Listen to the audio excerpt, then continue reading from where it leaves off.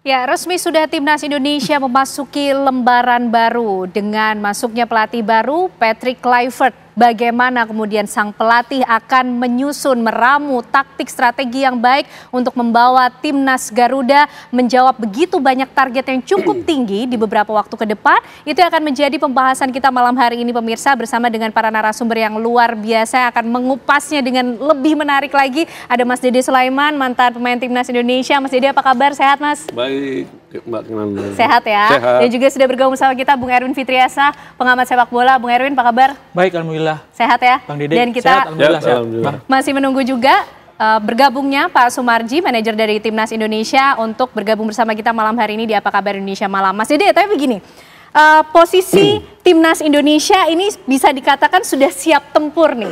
Nah, dengan masuknya pelatih baru, Patrick Kluivert, ini akan seperti apa kondisinya? Penyesuaiannya akan butuh waktu yang cukup panjang kah? Sedangkan target di depan kurang dari 2 bulan lah harus menghadapi Australia 20 Maret nanti. Oke, makanya kita sebenarnya cukup dikagetkan dengan keputusan Pak Erick Thohir mengganti Sintayong dengan Patrick Kluivert. Ya. Nah, ada hal yang mesti diperhatikan adalah kenapa Sintayong itu diganti oleh Kluivert. Alasannya adalah masalah strategi dan komunikasi. Nah, itu yang faktor utama. Dan terakhir adalah katanya menurut Pak Erick adalah penilaian saat melawan Indonesia melawan Cina. Kita kalah lawan Cina seperti itu. Nah, dengan pergantian pelatih ini, saya selaku pelaku pemain sepak bola itu sangat mempengaruhi sekali, Mbak Ken. Karena apa? Dengan waktu jangka yang kurang dari 2 bulan, itu pelatih pun juga harus menyesuaikan, harus mengetahui mentalnya pemain, skillnya pemain, dan apa saja yang dibutuhkan oleh pemain-pemain tersebut. Itu untuk pelatihnya. Dan untuk pemainnya sendiri, dengan pelatih yang baru, itu juga harus menyesuaikan skema apa, strategi apa yang akan diterapkan oleh pelatih baru itu. Ya. Jadi sangat riskan di dalam keputusan mengganti Sintayong ini. Di waktu kurang dari 2 bulan ini. Di waktu kurang 2 bulan ini. Dengan target yang cukup banyak dan cukup tinggi loh Mas Dede. Targetnya harapan semua rakyat Indonesia adalah inginnya Indonesia masuk ke Piala Dunia seperti itu. Dengan waktu 2 bulan, kurang 2 bulan ini, saya rasa sangat-sangat berat. Tapi juga kita juga ya berdoa, mudah-mudahan juga tetap bisa gol, bisa masuk ke Piala Dunia seperti itu. Oke, Bung Erwin melihatnya seperti apa? Cukup beratkah ketika keputusan ini diambil dan target-targetnya nampaknya cukup tinggi? Bisa tercapaikah target dari PSSI itu dengan masuknya Patrick Kluivert? Ya, ini keputusan yang sangat berisiko ya, risikonya tinggi sekali, risikonya besar sekali. Kenapa? Karena waktunya untuk ke pertandingan lawan Australia, kita main pertama setelah ditangani oleh Patrick Kluivert ini lawan Australia nanti bulan Maret, mungkin sekitar 2,5 bulan. Tapi pemain-pemainnya baru bisa berkumpul nanti ketika paling lama H-4, paling lama H-5 sebelum pertandingan. Itu akan baru bisa berkumpul semuanya ya dengan pelatih baru, dengan asisten pelatih yang baru juga. Kan ada 3, Patrick Kluivert, Danny Lanzat, sama Anton Pastur ya. Patrick Kluivert head coach-nya, 2 orang ini asistennya. Mereka akan berkumpul sama pemain menjelang pertandingan lawan Australia tanggal 20 Maret ya. Di Australia ya.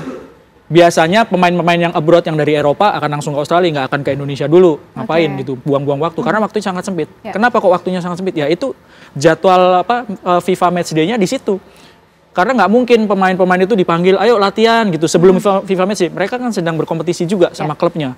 Jadi ritualnya seperti itu yang akan dihadapi oleh Patrick Kluivert sebagai pelatih sama asistennya, sama pemain seperti yang dibilang sama Bang Dede itu harus saling beradaptasi dan adaptasinya harus super cepat. Ya bisa dibayangkan 3 orang pelatih baru dengan asistennya, pemain-pemainnya tersebar di berbagai negara, kumpul hanya maksimal ya 4 hari itu udah bagus. Ya.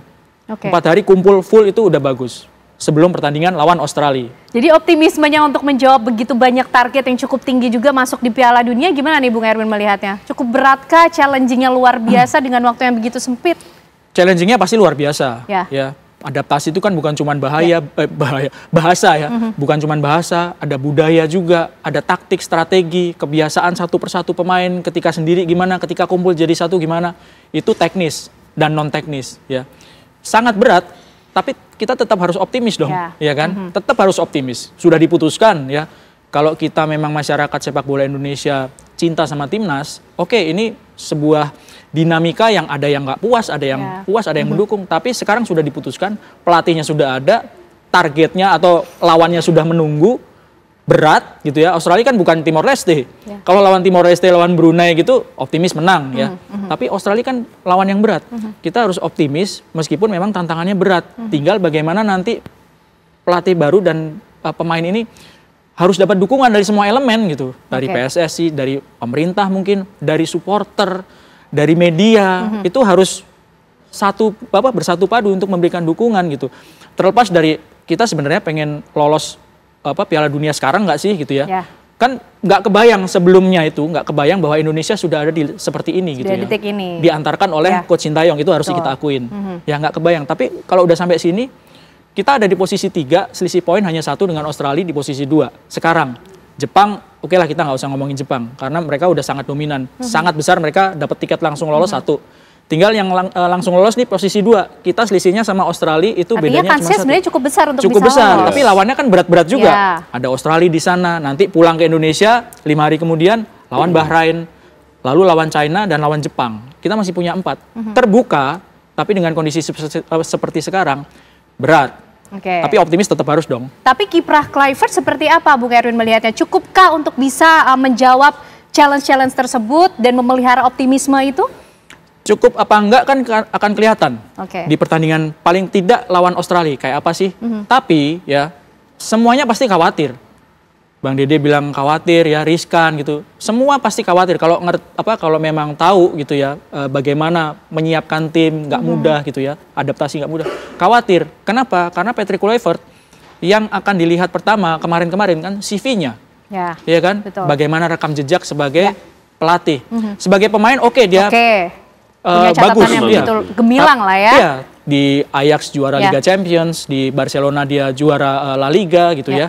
Di Belanda juga bagus gitu. Tapi kan kita nggak nyari mantan pemain yang hebat. Kita nyari pelatih yang bisa membawa timnas Indonesia melebihi pencapaian dari pelatih yang lama. Kalau pencapaiannya sama aja, ngapain ganti pelatih, kan sebetulnya gitu logikanya. Jadi khawatir iya, ragu-ragu iya, karena CV-nya. Tapi kan nggak adil kalau kita langsung menghakimi, wah ini nggak bisa nih, gitu. Apalagi menghujat, ya kan? Orang belum kerja udah dihujat, kan nggak fair. Kan seperti itu. Pembuktian tentu yang kita tunggu ya, Erwin. Justru di situ kesempatan membuktikan, pertama bagi tim pelatih, yang kedua bagi yang milih. Yang milih kan PSSI, ya kan? Pengambil keputusan ini. Exco, ya. Itu pembuktiannya di situ. Bagaimana ya harus didukung gitu. Mas Dedi, kita juga penasaran nih, kalau dari sudut pandang pemain sendiri ketika pelatihnya ini kemudian berganti yang baru, bagaimana sih kondisi psikis dari para pemain sehingga kemudian bisa bonding, bisa menyesuaikan diri dan membangun chemistry dengan pelatih yang baru? Tapi ditahan ya Mas Dedi, dijawabnya nanti sharing pengalamannya. Usai jeda pemirsa, apa kabar Indonesia Malam kembali untuk Anda. Ya, kembali kita akan melanjutkan perbincangan kita pemirsa mengenai bagaimana kemudian visi yang akan dibawa oleh pelatih timnas yang baru Patrick Kluivert. Mas Dede, tadi kalau kita lihat dalam cuplikan sebelumnya, sepertinya sudah ditangkap betul lah bahwa Indonesia ini negara yang cukup ambisius dengan target-target yang ada. Tadi juga sudah disampaikan komitmen dari Patrick Kluivert sendiri bagaimana membuat timnas Indonesia. Tapi yang kita juga penasaran, kalau dari sisi pemain timnas Indonesia sendiri, ketika pelatih baru ini masuk, bagaimana sih kondisi kebatinan, kondisi psikis dari para pemain untuk bisa menyesuaikan diri? Ya, sebagai pemain sebetulnya apabila ada pergantian pelatih, memang ada penyesuaian dulu di situ. Tetapi kalau kita lihat yang sekarang ini, Kluivert kan dari Belanda, pemain diaspora kebanyakan dari Belanda. Saya punya keyakinan bahwa tidak berpengaruh dalam komunikasi, bisa berjalan dengan baik. Hanya memang waktu yang pendek ini betul-betul Kluivert harus betul-betul mempersiapkan rencana, pola, strategi apa yang akan diterapkan. Karena apa? Kurang dari 2 bulan kita sudah melawan Australia seperti itu. Nah, jadi kalau tidak dipersiapkan dengan benar-benar kerja keras, juga kita tidak bisa mimpi yang kita harapkan untuk ke Piala Dunia mungkin tidak tercapai seperti itu. Karena sepertinya Kluivert sendiri sudah meng-capture mengenai target itu, Mas Dede, untuk masuk ke Piala Dunia. Tapi kalau di sisi para pemain sendiri, cukup mudahkah atau cukup challenging juga ketika harus membangun chemistry itu dengan pelatih yang baru? Antar pemain juga seperti apa sih biasanya Mas Dede? Kalau antara pemain sendiri sebetulnya tidak terlalu pengaruh benar dengan pelatih yang diganti baru, tidak terpengaruh. Apalagi kan sudah berkumpul lama dia. Nah, datang pelatih baru tinggal menyesuaikan apa mau pelatihnya nih, skema apa yang mau diterapkan, strategi apa yang mau diterapkan. Nah, untuk pemain sendiri tidak ada pengaruhnya, tinggal menjalankan betul. Karena apa? Di dalam komunikasi pelatih dengan pemain tetapi yang paling terpenting adalah komunikasi antar pemain itu sendiri. Di saat bermain itu komunikasi yang paling terpenting adalah antara pemain itu sendiri. Jadi kalau komunikasi antara pemainnya sudah baik, pelatih kan tinggal terus menjalankan aja seperti itu. Nah, kalau Mas Dede melihat kondisi dari para pemain timnas Indonesia kita terakhir atau per hari ini seperti apa? Kalau kita lihat kondisi terakhir kita lawan Arab Saudi, semua siap semua. Semua siap. Semua siap. Kenapa? Lawan Arab Saudi adalah mental anak-anak kan sudah mulai timbul kembali. Jadi untuk melawan Australia memang kita juga harus siap dan tidak boleh lengah sedikit apapun seperti itu. Oke, Bung Erwin, kalau dalam statement yang tadi sempat disampaikan oleh Patrick Kluivert dalam wawancara tadi, disampaikan bahwa dia pun sepertinya juga sudah menangkap apa yang menjadi target dari PSSI, dari Indonesia sendiri masuk ke Piala Dunia. Tiap pelatih juga punya standar. Nah, kalau Patrick Kluivert sendiri, standarnya ini seperti apa? Yang jelas kalau misalnya mudah-mudahan bismillah kalau Indonesia bisa lolos ke Piala Dunia, itu menjadi salah satu milestone yang besar sekali buat Patrick Kluivert. Mengantarkan sebuah negara yang nggak pernah lolos ke Piala Dunia sebelumnya, lalu lolos ke Piala Dunia. Akan menjadi catatan yang baru untuk dengan dia peringkat yang 100 lebih, itu milestone yang luar biasa buat Patrick Kluivert dan jajaran pelatihnya. Karena apa? Ya CV Patrick Kluivert kan baru menangani timnas Curaçao, nggak banyak pertandingannya. Prestasinya juga nggak terlalu mengkilap sebagai pelatih ya.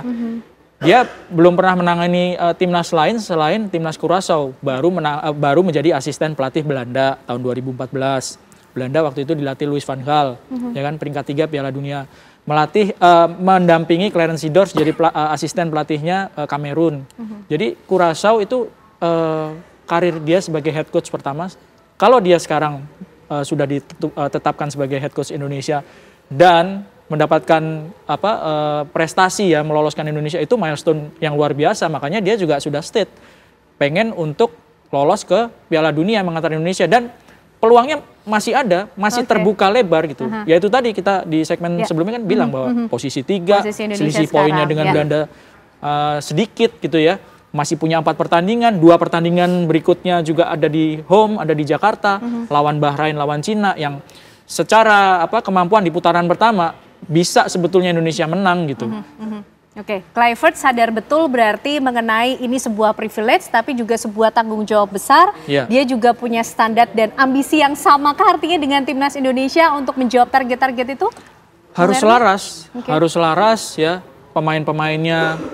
Pak Erick kan bilang bahwa timnas itu pengurus, pelatih, pemain, supporter. Itu harus selaras gitu ya. Yang aktor utamanya kan pelatih sama pemain di lapangan, bagaimana main. Mereka harus selaras untuk bisa menang.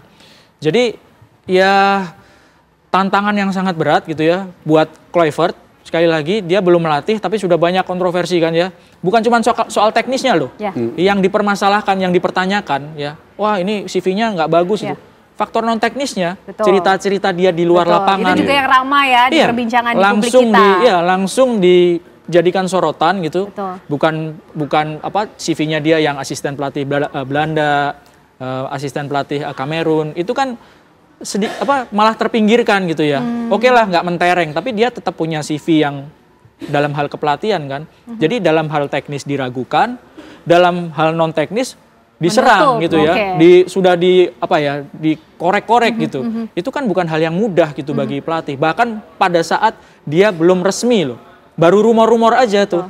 Kan pengumuman Pak Erick, Coach Sintayong diberhentikan hari Minggu. Ya. Hari Senin, sorry. Hari Senin.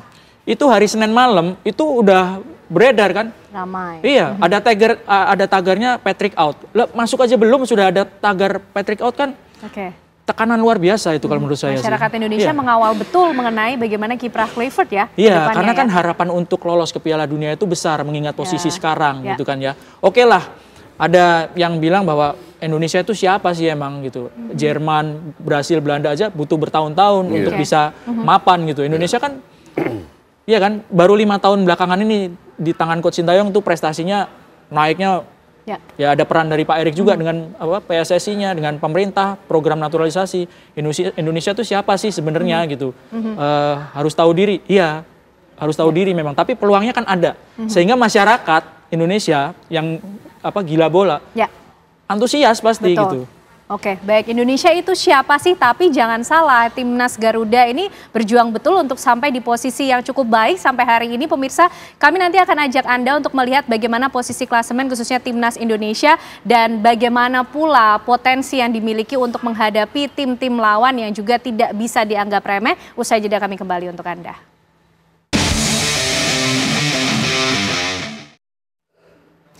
Ya pemirsa, kita akan kembali membahas bagaimana kiprah Patrick Kluivert nanti yang akan membawa kesuksesan bagi Timnas Indonesia. Tapi sebelumnya tadi sudah banyak disinggung lah oleh Bung Erwin mengenai bagaimana sih posisi Timnas Indonesia di klasemen ini dan tim mana saja yang akan dihadapi. Kami hadirkan untuk Anda informasinya berikut ini pemirsa. Kita akan lihat bersama seperti apa sih sebenarnya posisi terakhir dari Timnas Garuda ini dan lawan-lawan atau negara mana saja akan dihadapi sehingga bisa membaca bagaimana potensi kekuatan dari tim lawan. Bung Erwin, Mas Dede, seperti ini posisi klasemen di grup C, kualifikasi Piala Dunia 2026. Dua tim teratas langsung lolos ke Piala Dunia, dua tim teratas ya. Posisi 3-4 akan bertanding lagi di ronde keempat. Jadi sekarang Indonesia ada di posisi 3, selisih poinnya dengan tiket untuk lolos itu satu. Australia kan ya. Kita akan menghadapi Australia di kandang Australia. Setelah itu akan menghadapi Bahrain dan China di kandang sendiri. Baru terakhir lawan Jepang. Kalau lihat posisi klasemen sekarang, kalau mau lolos itu rebutannya kan di posisi 2. Susah untuk ngejar Jepang. Jepang sangat dominan, nggak pernah kalah, mereka hanya imbang sekali. Ya, mereka hampir cukup pasti, jauh ya, selisih poinnya. hampir pasti meskipun belum fix bakal lolos satu tiket langsung. Nah, rebutan posisi 2-nya ini ketat sekali karena sampai posisi 5, sampai posisi 6 bahkan itu selisihnya kan hanya 1. Betul. Ya. Hanya 1 selisihnya dengan Australia. Semuanya poinnya punya 6 dari posisi 3 sampai 6. Australia posisi 2 nilainya 7. Kalau ada yang kalah, ada yang menang, itu bergesernya cepat sekali. Betul. Bahrain itu yang ada di posisi 6, kalau misalnya yang atas-atasnya kalah, bisa langsung tahu-tahu ada di posisi 2 gitu. Jadi dinamikanya ini benar-benar ketat. Betul. Tipis saja selisihnya, tapi peluangnya besar jika bisa lolos melawan Australia. Nah, kalau melihat bagaimana posisi terdekat lah yang akan dihadapi Australia, Bung Erwin, bagaimana potensi kekuatan yang dimiliki Timnas Indonesia dan juga melihat kekuatan dari Australia sendiri?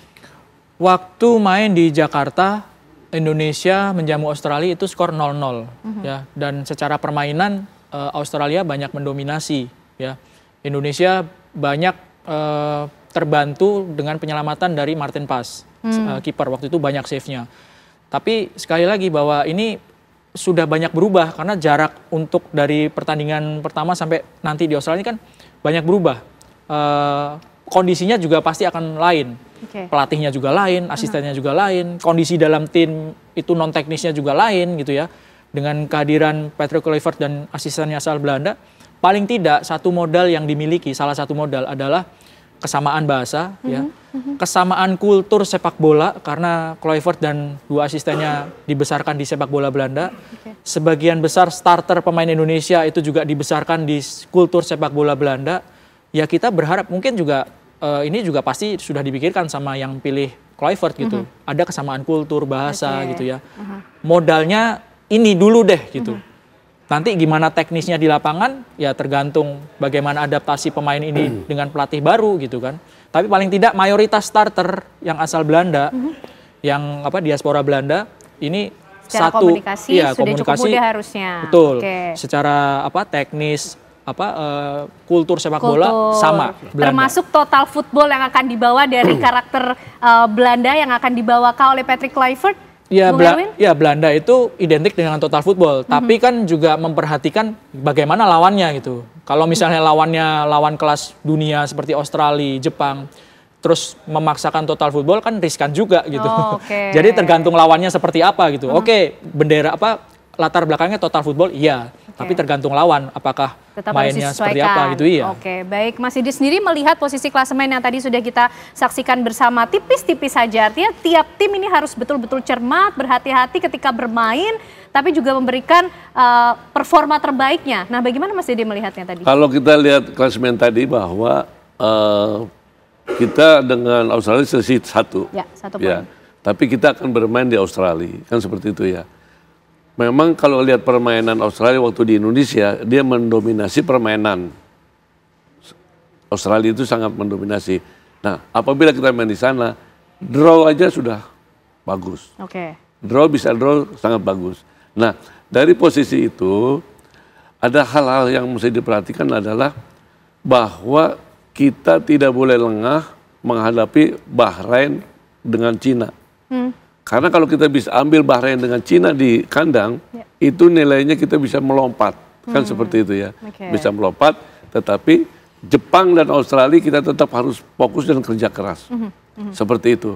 Modalnya adalah kalau mau lolos, Bahrain lawan Cina kita harus menang. Bagaimana dengan style culture yang mungkin akan dibawa oleh Patrick Kluivert tadi mungkin dari Belanda, akan membawakah juga culture total footballnya atau akan hadir dengan strategi atau jurus-jurus taktik baru untuk membawa timnas Indonesia menghadapi Australia? Kelihatannya kalau melihat pelatihnya Patrick Kluivert, dia akan memainkan seperti gaya bermainnya Belanda.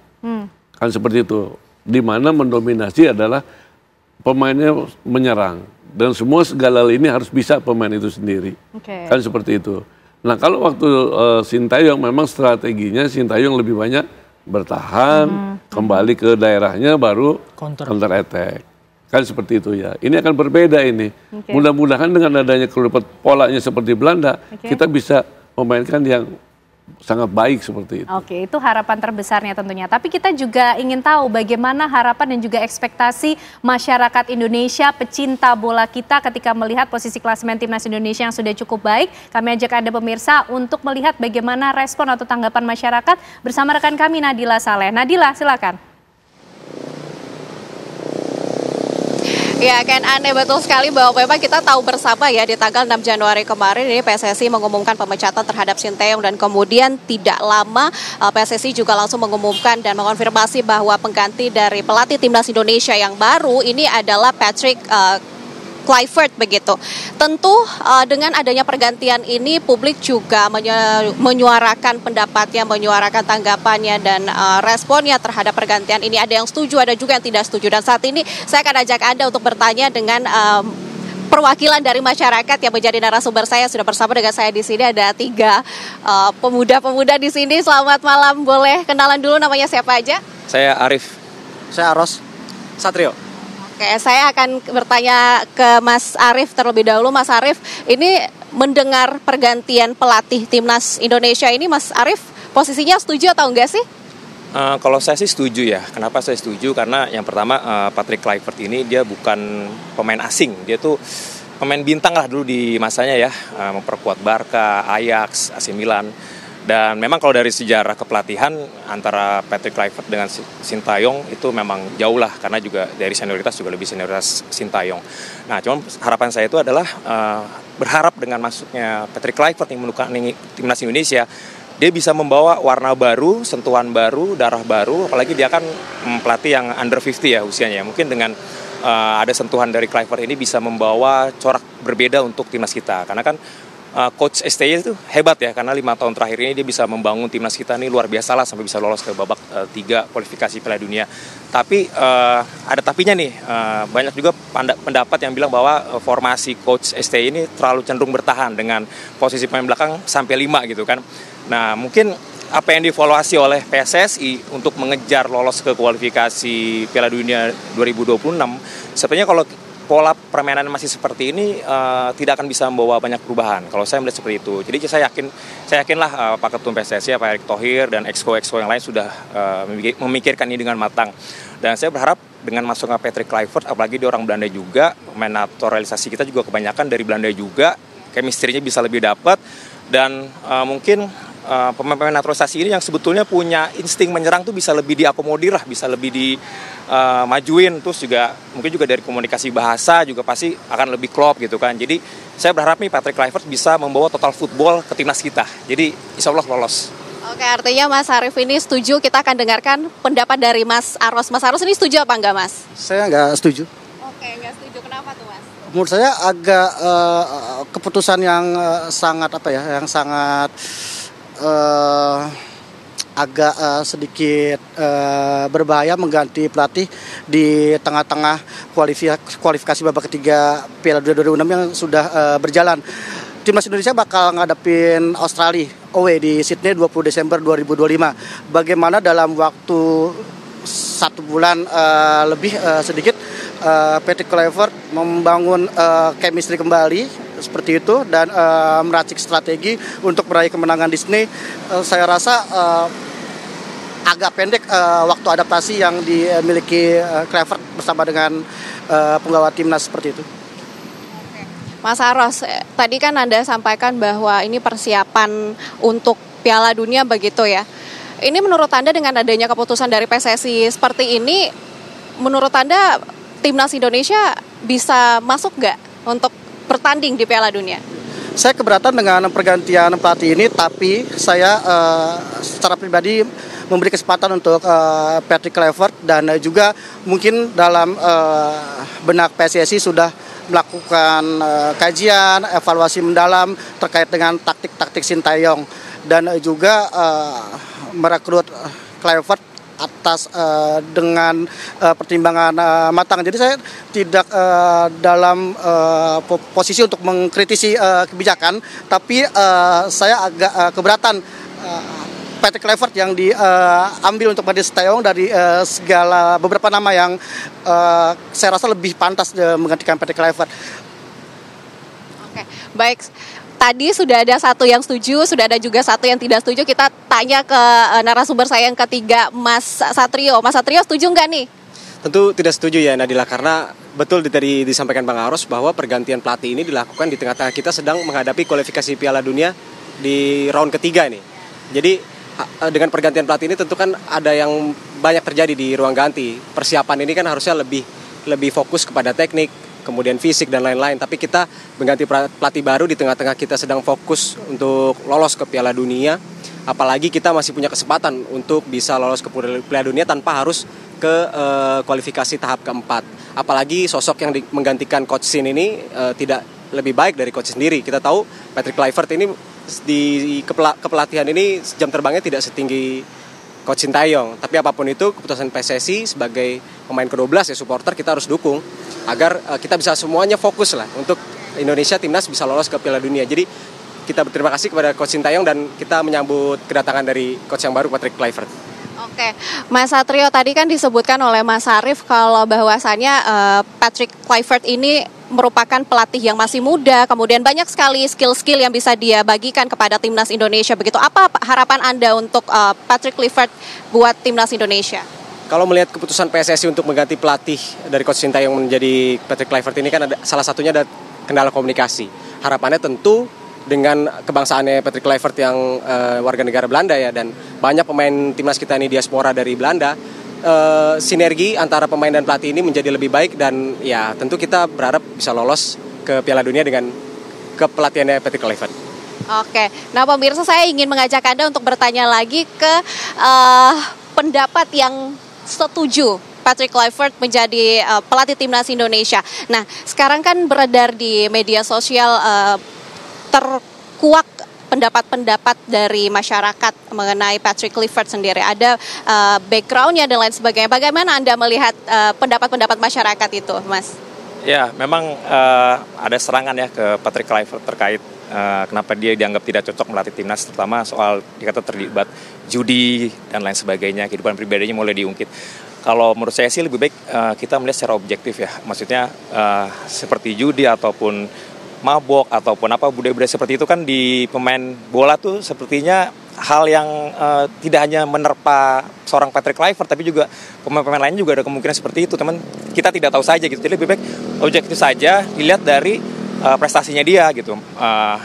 Kalau dari pemain sudah pasti lebih bersinar Kluivert ketika dia masih jadi pemain dibandingkan dengan Sintayong gitu kan. Tapi kalau dari kepelatihan jelas rekam jejaknya masih lebih bagus Sintayong karena kan dia lebih senior juga kan, usianya juga sudah hampir 60 tahun. Jadi ya kita lebih baik objektif, kita dukung saja apa yang sudah menjadi keputusan PSSI saat ini.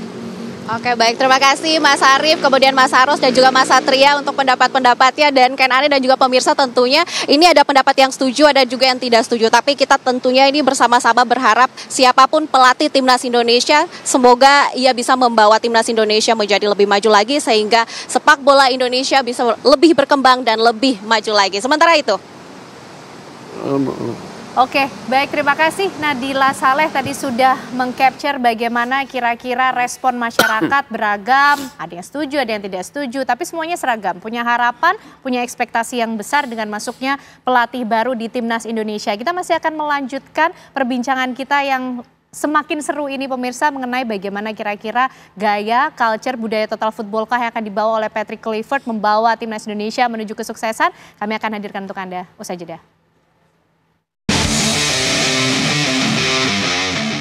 Ya, total football bersama Kluivert itu kayak akan dibawa oleh pelatih baru Timnas Indonesia untuk menghadapi tim-tim lain tentunya di kualifikasi Piala Dunia untuk menjawab target yang sudah ditentukan. Bung Erwin, ini kalau kita lihat statementnya Pak Erick Thohir sempat menyinggung soal manajerial.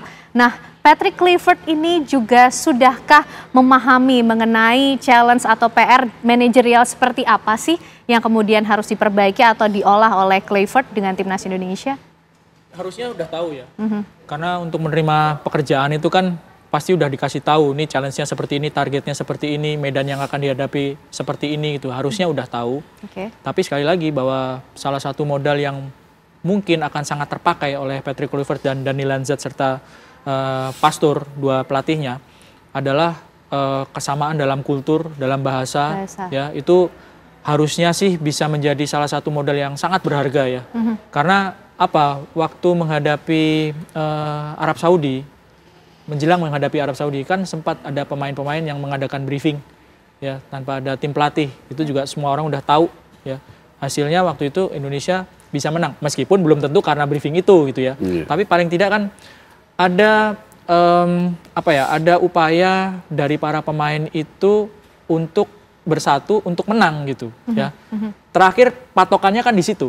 Pertandingan terakhir sebelum melawan Australia nanti itu kan waktu lawan Arab menang 2-0 gitu ya. Waktu pemain-pemain itu juga dalam turbulensi setelah lawan Bahrain, lawan Cina, kalah di Cina yang harusnya 2 pertandingan itu pengennya menang, targetnya menang, tapi ternyata seri dan kalah lagi. Habis itu lawan Jepang kalah 4-0. Pak Erick juga sempat bilang waktu itu masih banyak footage-nya. Kalau misalnya tim ini memang nggak mau, ya mending saya mundur aja sekalian gitu kan.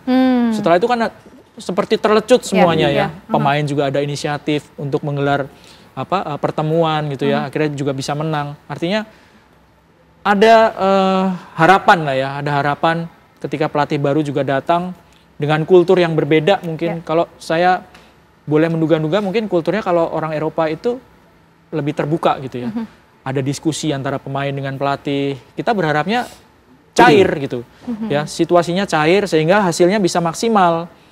Kalau misalnya situasinya cair terus mainnya bisa maksimal, soal hasil itu mungkin kita akan bisa terhibur kalau misalnya amit-amit nih kalah misalnya. Tapi kalau mainnya sudah maksimal gitu, ya mau gimana lagi, tapi kan yang penting bisa tampil dengan maksimal. Ya, non teknis persiapannya tuh udah maksimal semuanya gitu. Sudah siap tempur, ya soal hasil mudah-mudahan nggak mengkhianati prosesnya kan.